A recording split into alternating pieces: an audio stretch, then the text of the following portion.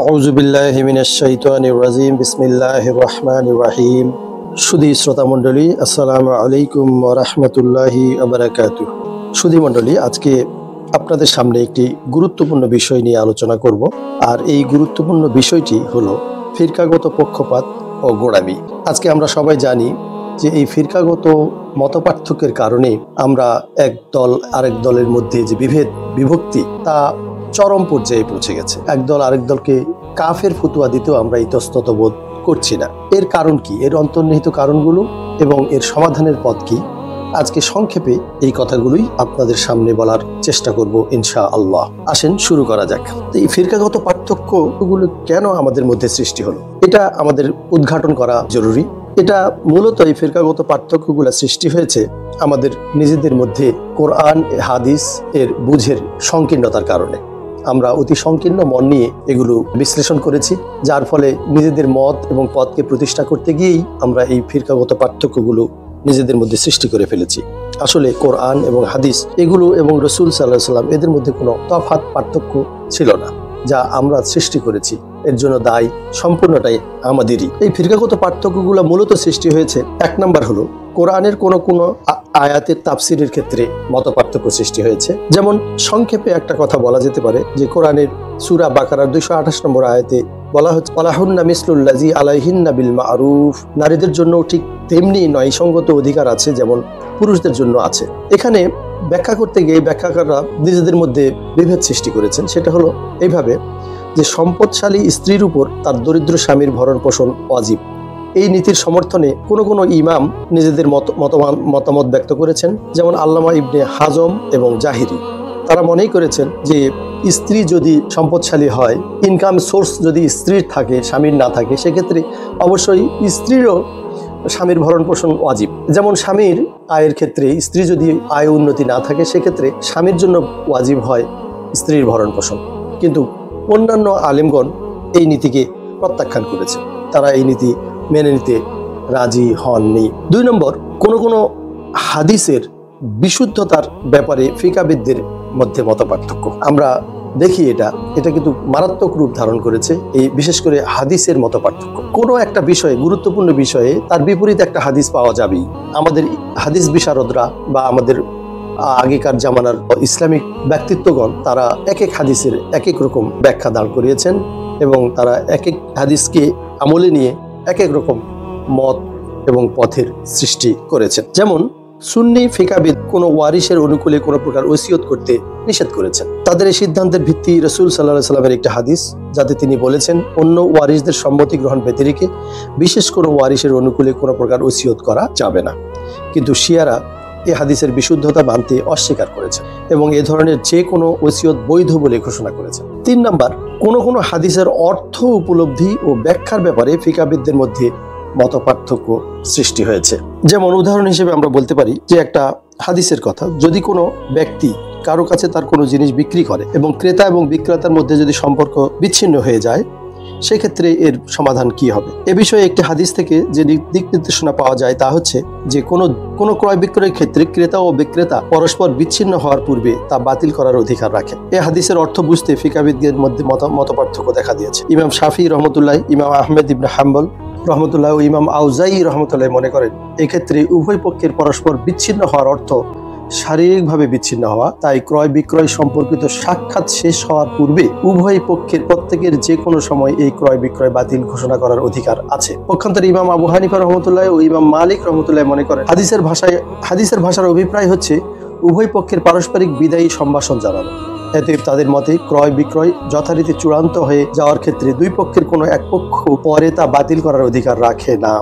তাছাড়া কোনো আইনি উৎসের স্বীকৃতির ক্ষেত্রে মতপার্থক্য দেখা যায়, সেটা হলো কিয়াসের ক্ষেত্রে। এই মতপার্থক্য তো প্রবল আকার ধারণ করেছে। যাই হোক, আমরা এইসব বিষয়ের গভীরে আর আলোচনা করতে চাচ্ছি না। এরপরে যেটা বলবো 5 নম্বরে, একই মাযহাবের ফিকাবিদদের মধ্যেও মতবিরোধ রয়েছে। যেমন ইমাম আবু হানিফা আর মাযহাব, তার ছাত্ররা অনেকেই তার মতকে গ্রহণ করেননি, তারা নিজেদের মত দিয়েছেন। তারপরে 6 নম্বর হলো একই মাযহাবের ফিকাবিদদের কোনো বিষয়ে ফয়সালার ক্ষেত্রেও মতপার্থক্য রয়েছে। তো যাই হোক, এখন আমরা আলোচনা করব এইসব মতপার্থক্য থাকা সত্ত্বেও রাসূল সাল্লাল্লাহু আলাইহি ওয়াসাল্লাম বলেছেন একটা হাদিসে যে আমার উম্মতের মধ্যে মতপার্থক্য তাদের সঠিক রাস্তায় চলার জন্য সাহায্য করবে।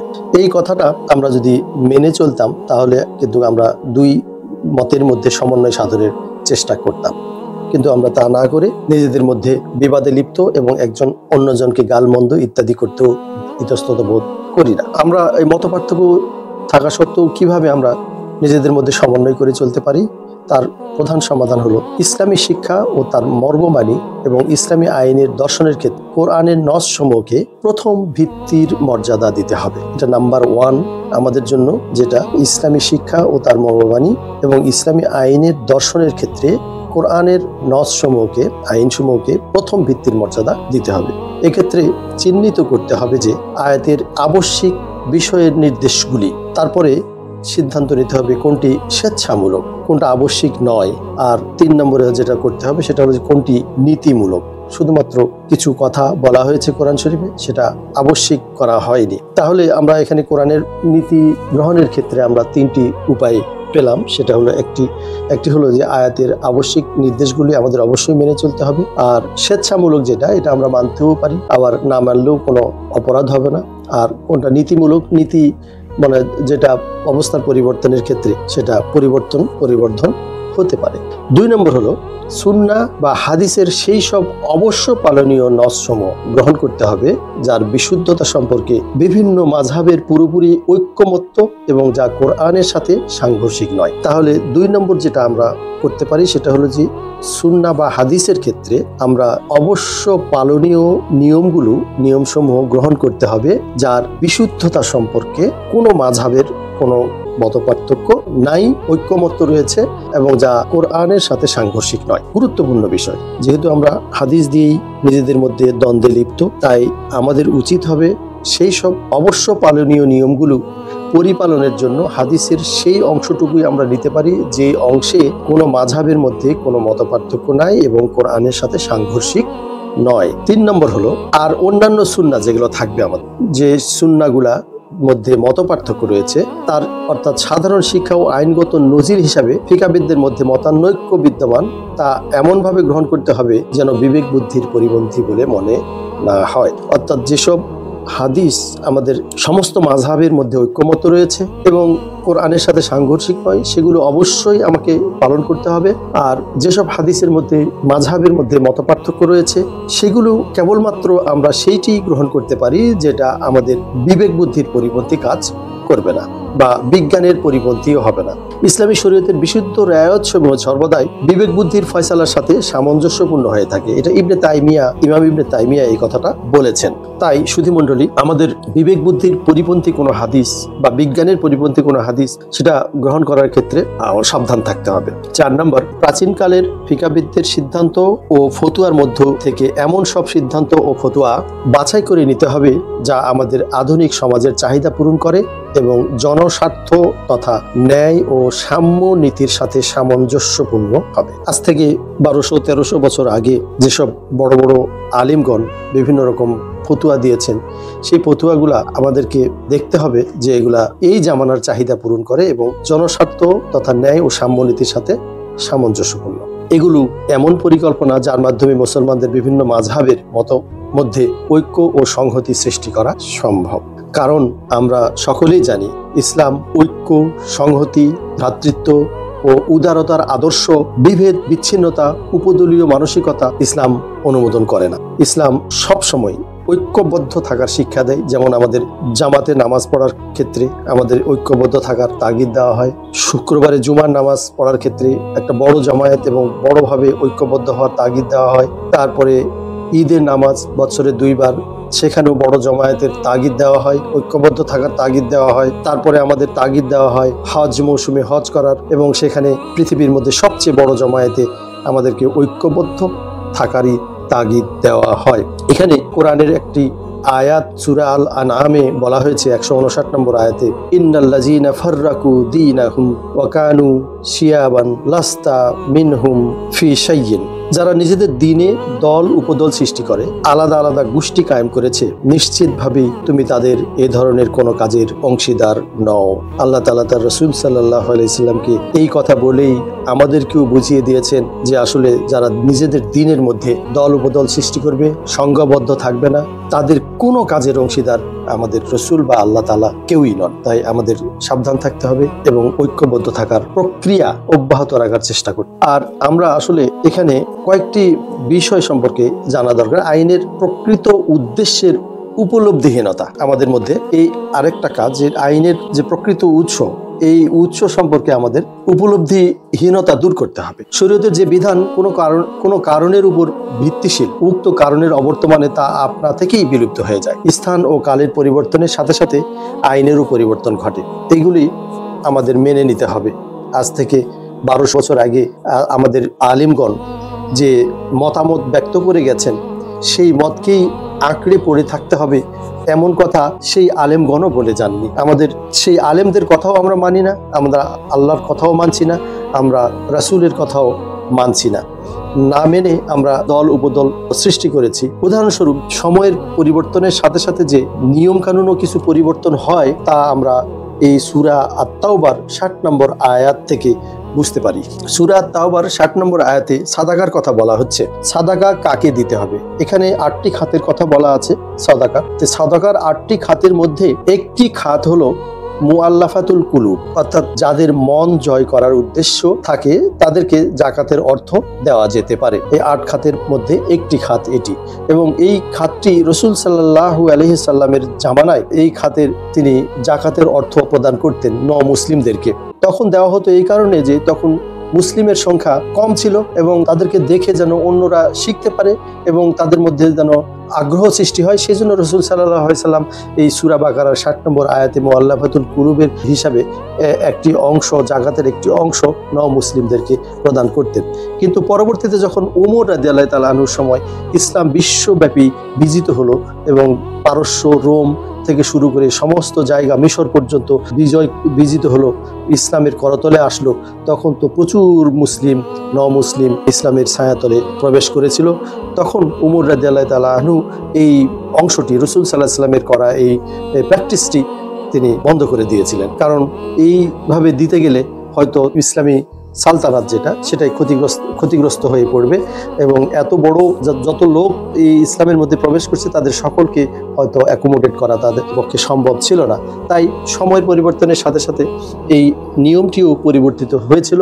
আমাদের ওমর রাদিয়াল্লাহু তাআলা আনহু নিজেই করেছিলেন, যেটা আসলে পরিবর্তন করা যায়। মুআল্লাফাতুল কুলুব অংশটি থাকবে, কিন্তু সেটি মুসলিমদের জন্য প্রযোজ্য হবে না, অন্য কারোর জন্য হতে পারে। সেক্ষেত্রে কিছু কিছু আলেম এবং আমাদের শাসকগণ উদারনীতিতে তারা দেশ শাসন করেছেন অথবা তাদের মতামত ব্যক্ত করেছিলেন। তাদের মধ্যে ছিলেন উমর ইবনুল খাত্তাব রাদিয়াল্লাহু তাআলা আনহু 1 নম্বর, এবং উমর ইবনে আব্দুল আজিজ ছিলেন আরেকজন শাসক, যিনি সংস্কার নীতিতে বিশ্বাসী ছিলেন। হানাফিদের মধ্যে আবু ইউসুফ ছিলেন এবং মালিকিদের মধ্যে শামসুদ্দিন আল কারাফি ছিলেন, আর হাম্বলীদের মধ্যে ছিলেন নাজমুদ্দিন। পরবর্তীতে দেখা যায় যে এখন বর্তমানে আমাদের এই সংস্কার নীতিগুলো যেগুলো আগে আমাদের শাসকরা করে গেছেন বা আমাদের বড় বড় মনীষীরা করে গেছেন, সেই সংস্কার নীতিটাকে আমরা আসলে গ্রহণ না করে আমরা আইনকে অনড় ও স্থবির মনে করার ফলে জ্ঞান বিজ্ঞান শিল্পকলা উন্নতি সত্ত্বেও রক্ষণশীলরা আমরা সমন্বয় করার মানসিকতা হারিয়ে ফেলে পিছিয়ে পড়ার কারণ হলো আমাদের। এবং আমরা সকলেই এই ইসলাম ধর্মে বিশ্বাসীরা আমরা এই গোঁড়ামির কারণে আমরা অনেকটাই পিছিয়ে পড়েছি। আর আরেকটা জিনিস, এই আমাদের ঐক্যবদ্ধ থাকার প্রক্রিয়ার মধ্যে আরেকটা গুরুত্বপূর্ণ বিষয় হলো দৈনন্দিন জীবনাচারে অতিমাত্রায় ধর্মের ব্যবহার আমাদেরকে বন্ধ করতে হবে। দিনের অত্যাবশ্যকীয় ও অবিনশ্বর বিধিবিধানকে দুনিয়াবী আনুষঙ্গিক ও পার্থিব বিষয়সমূহকে এক পর্যায়ে মনে করা। দিনের অত্যাবশ্যকীয় বিষয় এবং দুনিয়াবী বিষয় এই দুটোকে আমরা গুলিয়ে ফেলেছি, যার কারণে আমাদের মধ্যে এই মতপার্থক্যগুলা প্রবল আকার ধারণ করেছে।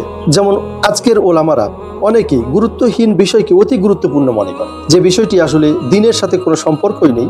রাসূল সাল্লাল্লাহু আলাইহি ওয়াসাল্লাম যে বিষয়গুলো নিজের জীবন চলার প্র্যাকটিস হিসাবে, তিনি নিজে পরিচালনার জন্য প্র্যাকটিস হিসাবে তিনি পালন করতেন, কিন্তু তিনি কাউকে এইগুলো করার জন্য বলে যাননি, সেই বিষয়টিকেও আমরা দিনের একটা গুরুত্বপূর্ণ বিধান হিসাবে পরিপালন করার জন্য বাধ্য করি অনেককেই, এবং আবশ্যকীয় বিষয়ে পরিণত করি আমরা এটা, যা কখনোই কাম্য হওয়া উচিত ছিল না। অনেক বিষয় এর ফলে যা রাসূল সাল্লাল্লাহু আলাইহি ওয়াসাল্লামের যুগে ছিল না, তা ওলামাদের নিকট নিষিদ্ধ বিদআত বলে আখ্যায়িত। অনেক বিষয় ছিল যেগুলো রাসূল সাল্লাল্লাহু আলাইহি ওয়াসাল্লামের আমলে আসলে এগুলো নিষিদ্ধ বা বিদআত ছিল না, কিন্তু এখন এসে সেগুলো বিদআত হয়ে গেল। যেমন আগে অন্য ভাষার জ্ঞান চর্চা করা, হিব্রু ভাষার জ্ঞান চর্চা করার জন্য রাসূল সাল্লাল্লাহু আলাইহি ওয়াসাল্লাম উৎসাহিত করেছেন, অন্যান্য ভাষার জ্ঞান শিক্ষা করার জন্য রাসূল সাল্লাল্লাহু আলাইহি ওয়াসাল্লাম উৎসাহিত করেছেন।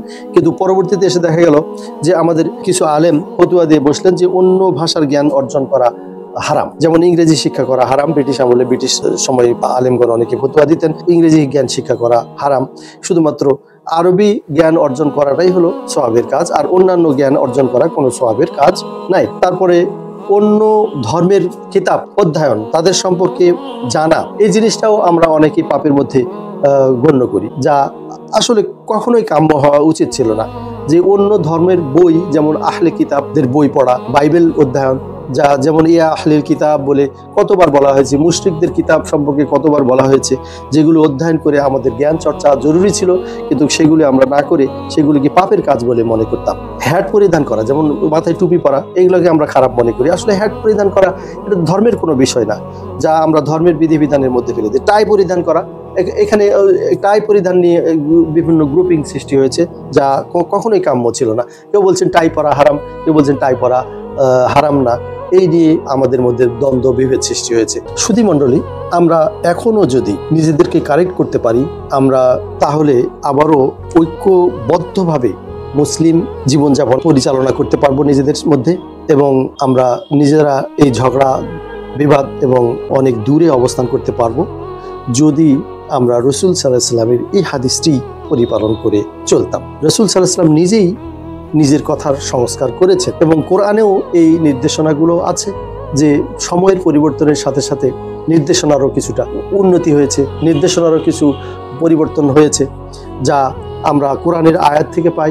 যেমন মদ খাওয়ার ক্ষেত্রে পাই, মদ হারাম করার আগে বলা হচ্ছে যে মদ এর মধ্যে ভালো কিছু আছে, বরং এর থেকে মদ খেয়ে নামাজে যেও না, মদ খেলে নামাজে গেলে তোমরা কোরআন বুঝতে সমস্যা হবে। তারপরে মদ খাওয়া থেকে দূরে থাকো, তারপরে মদকে হারাম করা হয়েছিল। সুদের ক্ষেত্রেও তাই, প্রথমে বলছে তোমরা দ্বিগুণ তিনগুণ আকারে সুদ খেও না, তারপরে বলছে সুদের যে অংশটা তোমরা প্রিন্সিপাল খেয়েছো সেটা প্রিন্সিপালটা নিয়ে বাকিটা মওকুফ করে দাও।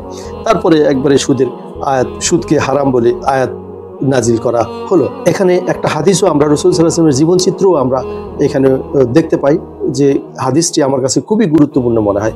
রাসূল সাল্লাল্লাহু আলাইহি ওয়াসাল্লাম কিছু লোকের পাশ দিয়ে এক সময় যাচ্ছিলেন, যারা পুরুষ খেজুরের ফুলের রেণু, স্ত্রী খেজুরের রেণুর পরাগায়ন করছিল। তা দেখে তিনি বললেন, মাজা ইয়াসনাউ হাউলাই, এসব লোক কি করছে? শুনে তিনি বললেন, লাউ লাম ইয়াফআলু আস-সালহ, অর্থ হলো যদি এমনটি না করতে তবে উত্তম হতো। অর্থাৎ এই ফুলের পরাগায়নের মাধ্যম দিয়ে ফলন বৃদ্ধি করার প্রক্রিয়াটা রাসূল সাল্লাল্লাহু আলাইহি ওয়াসাল্লাম অনুমোদন প্রথমে বললেন যে না করলেই ভালো হতো। তিনি নিষেধ করেননি, কিন্তু তিনি বলেছেন যে না করলে উত্তম হতো। কিন্তু এই কথা শোনার পরে এই লোকগুলিও পরাগায়ন প্রক্রিয়াটাকে তারা বন্ধ করে দিল, আর তার ফলে হলো কি, ফলন কমে গেল।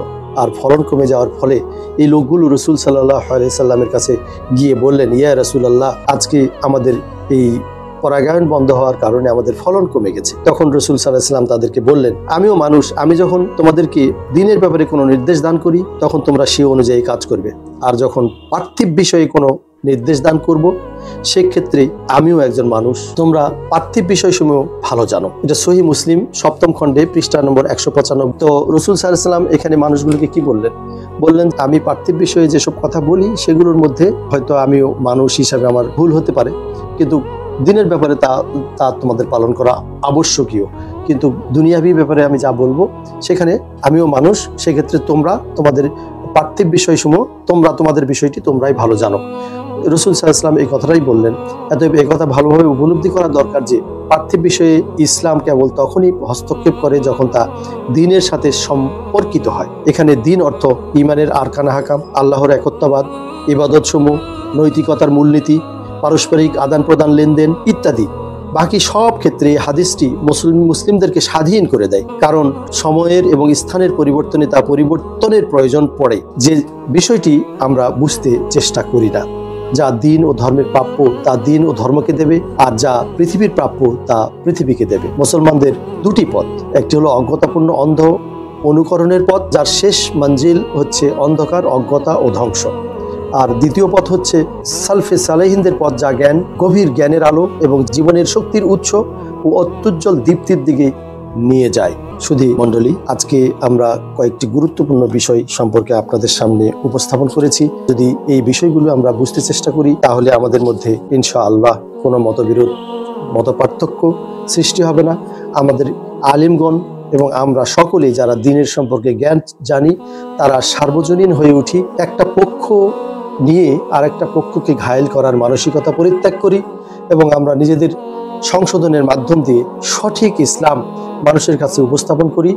তাহলেই কেবলমাত্র আমরা ঐক্যবদ্ধ জাতি হিসাবে পৃথিবীর বুকে মাথা উঁচু করে দাঁড়িয়ে থাকতে পারবো।